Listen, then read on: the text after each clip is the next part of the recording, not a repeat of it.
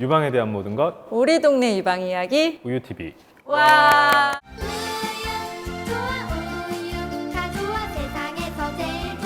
저는 1년 동안 보스턴에 있는 이제 안병원의 종양내과에 있었는데 일주일에 한 번씩 반나절 정도 외래에 들어갔었거든요. 그래서 우리나라랑 굉장히 이제 다른 재밌었어요. 시스템을 다 봤으니까. 재밌었고 우리나라랑 굉장히 다른 사실 세상이어서 근데 뭐가 제일 달랐어요? 그래서 진료 시간?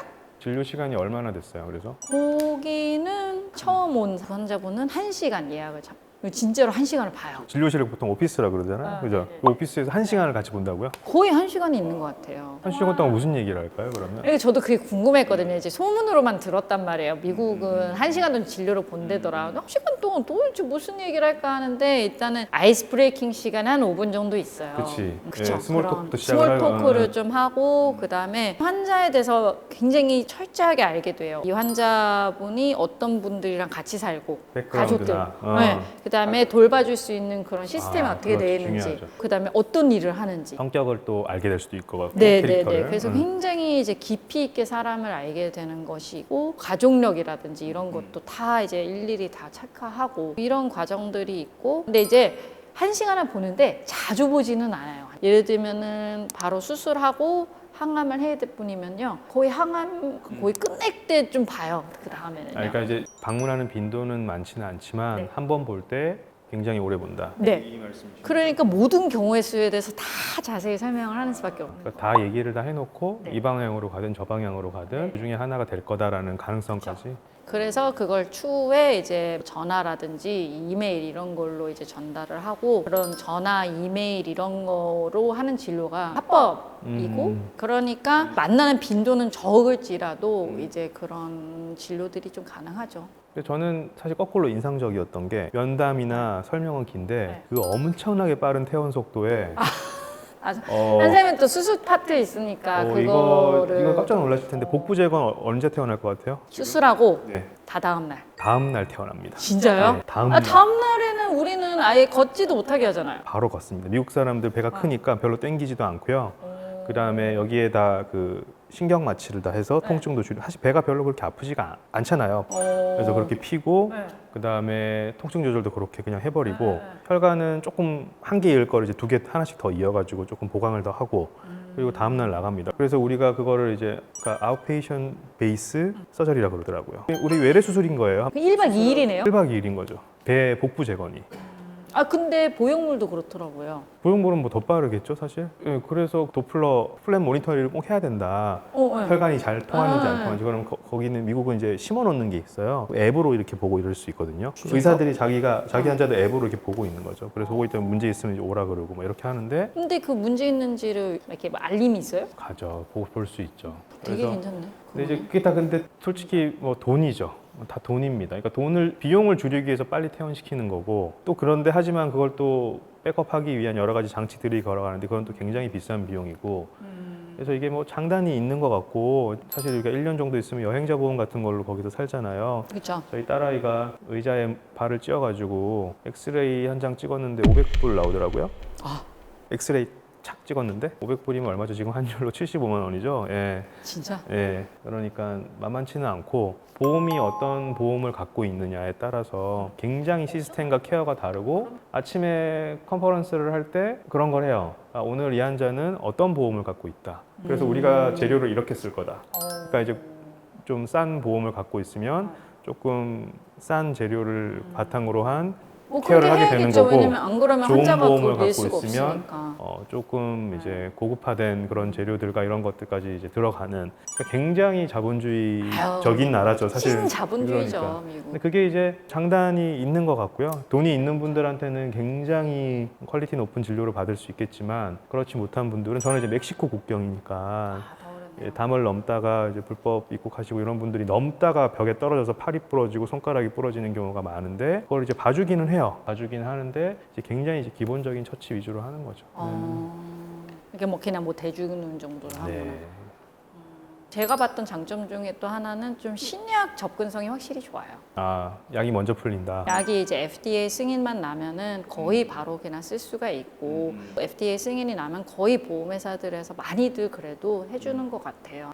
또 살펴봐야 될 게 그럼 유방암 환자분들에 대한 치료는 어떤 게 좀 달랐어요? 진단과 치료가 굉장히 저는 다르다고 생각이 드는데 진단은 일단 초음파를 안 하죠. 그럼 뭘 해서 진단하나요? 만모만 찍나요? 그쵸. 유방 촬영을 하고 그 촬영에서 이상이 있는 그 부분만 초음파로 보죠. 검진 목적으로 할 때는 유방 촬영 하나만 하고 수술하고 나서도 추적 관찰은 유방 촬영 하나만 하죠. 상피내암은 어떻게 네. 분류되나요? 거기서 상피내암도 암으로 암이 아니라고 설명해요. 그러니까요. 암이 아니라고 설명하면 적극적인 치료를 아니 근데 수술은 하긴 하지만은 하는데 그 이후에 이제 타목시펜 먹는 거나 방사선은 아주 필수적은 아니기는 한데 큰 영국도 그렇게 하기는 해요. 왜냐면은 굉장히 다른 거잖아요. 그것도 우리나라랑. 뭘 중요시 여기냐의 문제인 건데 이제 상피내암에서의 방사선 치료나 타목시펜 먹는 거는 생존율, 죽고 사는 그 생존율은 사실은 영향을 전혀 주지는 않고 그냥 암이 새로 생기는 것을 줄여주는 효과인 거거든요. 근데 우리는 그거를 포커스를 두는 거고 우린 그걸 포커스에 두는 거고 생존율만 봤을 때는 차이가 없으니까 그쵸. 그냥 두는 거고. 근데 미국도 하기도 하는데 어쨌거나 조금 다른 것 같고 영국은 거기는 또 완전 비용 효율적으로 진료를 보는 곳이니까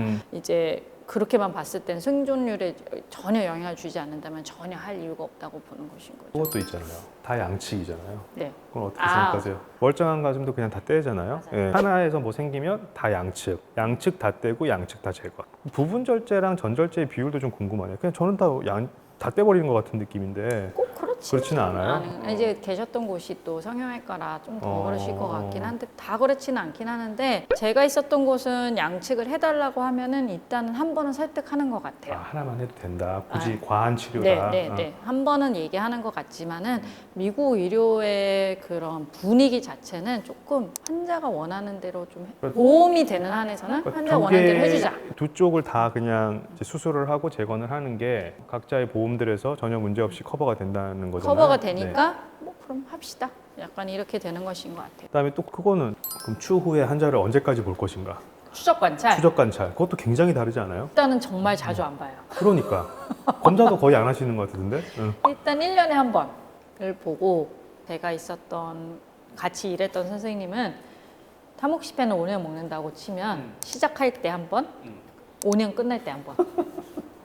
중간에 환자분들이 막 궁금해하고 막 그 불안해하고 사이에는 그러잖아요. 이제 전문 간호사가 진료를 봐요. 그래서 미국은 그 전문 간호사 그 제도가 굉장히 잘 되어 있는 것 맞아요. 같아요. 모든 영역에 다 그렇게 있잖아요. 네네네. 어쨌거나 별일 없는 굉장히 경한 뭐 그냥 좀 조기에 유방암 환자분들은 약 시작할 때와 끝날 때 한 번씩 보는 게 거의 전부더라고요.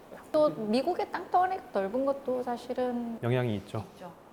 그래서 미국 우리 갔다 왔잖아요. 네. 그러면 나름 우리도 1년을 또 쉬면서 배운 것도 있고 네. 서로 공유한 것도 있고 뭐 이러면서 우리한테 뭔가 도움이 되는 부분들이 분명히 있었다고 저는 생각이 네, 드는데 네. 뭐가 도움이 저는- 되고 앞으로 뭘 어떻게 환자분들께 적용하실 예정이에요? 저는 일단 외과가 아닌 종양내과에 있어가지고요. 종양내과라 하면 항암 치료를 하는 그렇죠. 항암 치료하는 과하고 제가 있던 병원은 임상 시험도 사실 엄청 많이 하기 때문에 유방암 치료를 바꾸는 그 임상 시험들이 어떻게 시작이 되고 어떻게 진행이 그거 되고 되게 중요할 것 같다. 이거를 사실은 좀 배웠고 정말 새로운 약은 이렇게 개발이 되어서 이렇게 우리의 치료에 들어오는구나를 알게 되어서 솔직히 말씀드리면 현타가 오기도 했어요. 미국의 그 자본과 사람 인력과 그런 것을 우리나라 같이 작은 나라에서 이기기가 참 쉽지는 않겠다는 그런 정말 현타가 사실 오기도 했었어요. 그런 부분은 뭐 어쩔 수가 없을 것 같긴 저는 하네요. 어쩔 수 없고 특히나 그런 걸 배워서 유방암에 대한 이해가 좀 깊어진 것이 있는 것 같고요. 그래서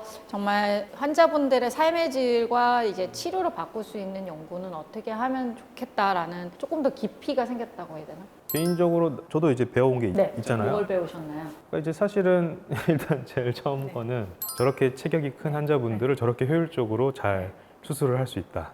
우리는 거기에 비해서 날씬하고 좀 그쵸. 체구가 작으니까 그럼 이런 환자분들에 대한 수술에 대한 합병증을 줄이기 위해서 어떻게 효율적으로 수술을 생각보다 되게 빠르게 해요. 그래요? 예. 그러니까 우리가 유리피판 가지고 한다 그럴 때 한국 우리 병원 빠르게 해요 뭐 이런 얘기 하지만 우리 병원 못지않게 아니면 더 빠른 경우도 있고요. 어떻게 그래서 그렇게 하지? 굉장히 그래서 효율적으로 해요. 사람이 많이 사람이 많이 들어가서 굉장히 효율적으로 하고 그런데 이제 모양을 잡는 디테일은 조금 덜하게 하는 것 같아요. 그 이유가 가능한 게 체격들이 크니까 환자분들이 여기 조금 뭐 여기 위에 꼬매고 덜 꼬매고 이게 티가 안 나.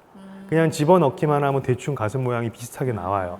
그런 식으로 좀 돌아가는 게 있고 앉혀보질 않더라고요. 가슴 모양을 안 봐요. 어차피 앉혀보지 않아도 비슷하게 나오니까. 그다음에 이제 인종이 다양하다 보니까 이제 우리 입장에서는 힙한 수술하면 피가 잘 가는지 안 가는지 봐야 되잖아. 그렇죠. 그런데 흑인이면 헷갈려요. 이게 이제 피가 막혀가지고 안 가고 있어서 까매진 건지 원래 까만지 구별하기가 힘들잖아. 그게 굉장히 애로사항이더라고요. 오, 그렇네. 그래서 플랫 모니터링이라 네. 그러죠. 네. 그 부분이 좀 어려워요.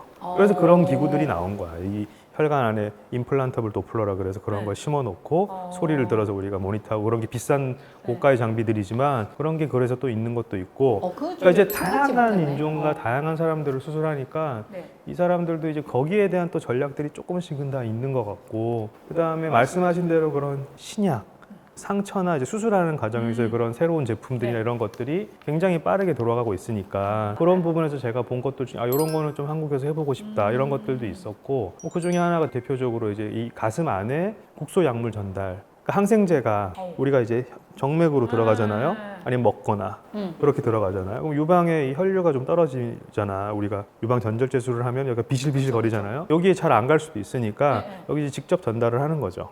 물론 이제 그런 제품들 비슷한 것들이 다른 뭐 정형외과 수술이나 이런 데 있었지만 유방을 하는데도 이제 그런 거를 굉장히 적극적으로 적용을 하고 그렇게 했더니 피주머니를 안 넣어도 되거나 빨리 뽑게 되거나 그다음에 인공 진피, 사람 진피 대신에 그런 여러 가지 이제 메쉬 합성 메쉬 제품들도 많이 나와 있는데 진피만큼 좋은 제품들도 꽤 있구나 이런 것도 제가 알게 됐고 그리고 뭐 또 수술이라는 게 사람마다 또 다 각자의 팁이 있죠. 똑같은 수술을 그쵸. 하더라도 우리가 요리 똑같은 김치찌개를 끓여도 이렇게 끓이는 게 다를 거고 우리 PD님 끓이는 게 분명히 다를 거라고 그렇죠? 그러니까 그런 거지. 그래서 팁들을 배우고 하는 거고 맞아요. 이제 저희 연차 정도 되면은 남의 수술 잘 안 보거든요. 그러니까 우리가 지금 사실 보기가 쉽지 않은데 이번에 가서 그 많은 그런 게 분들의 좋았네요. 수술을 본 게 굉장히 좋았고 또 이 친구 오면은 또 할 얘기가 이 친구는 저랑 비슷한 데 있긴 한데 거기서도 또 다른 병원에 있었으니까 본인이 또 본 다른 또 경험들이 분명히 있을 거예요. 그런 얘기 또 나중에 들으면 될 것 같고 오늘 요거는 여기까지. 네. 고생하셨습니다. 네.